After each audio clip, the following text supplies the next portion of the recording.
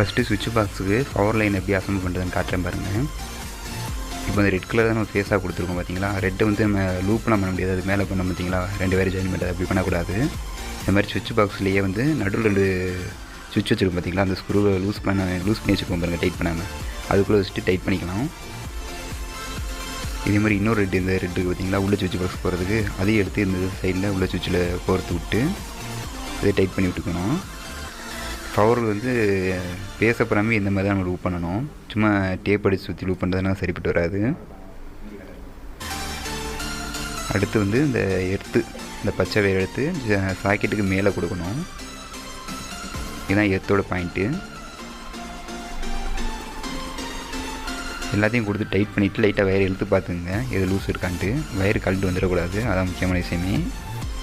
இதுதான் நியூட்ரல். இந்த நியூட்ரல் எடுத்துகிட்டு நம்ம சாக்கெட்டோட இன்னொரு எண்டில் போய் கொடுக்குறோம்.